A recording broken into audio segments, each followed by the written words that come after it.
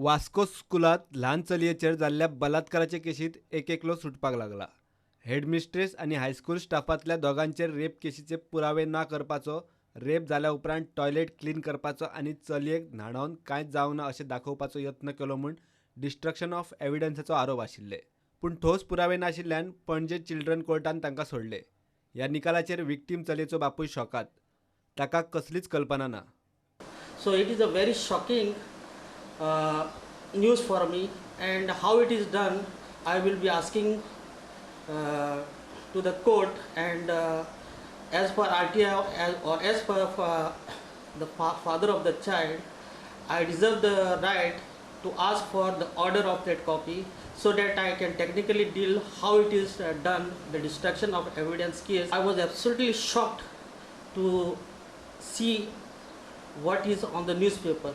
So without knowing about what is in the order, I cannot comment what relevant action will be taken in this regard. सीबीआयन ही rape case close करपाक घाल्ल्या closure रिपोर्टाचेर victim चलयेच्या बापायन हरकत घेतल्या.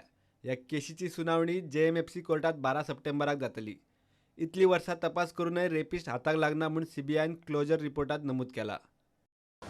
Our case, which is in the JMFC court, which is being fought to catch the culprit, would have been strong. Now it seems that on 12th we have to find out how the case of destruction of evidence has come for closure. भर स्कुलात दिसाढवळ्या जाल्ले ह्या बलात्काराचे केशीत गोंय हाल्ले, खवदळ पडलो. मात पयलीं गोंयचे police आनी CBI कोणाकूच रेपिस्टाचो पत्तो लागलो ना. आतां तर एक एकले सह आरोपीय निखळूंक लागल्यात. प्रुडंटा खातीर सिनियर रिपोर्टर मुकेश कुमार आनी सुरेंद्र मडकयकार.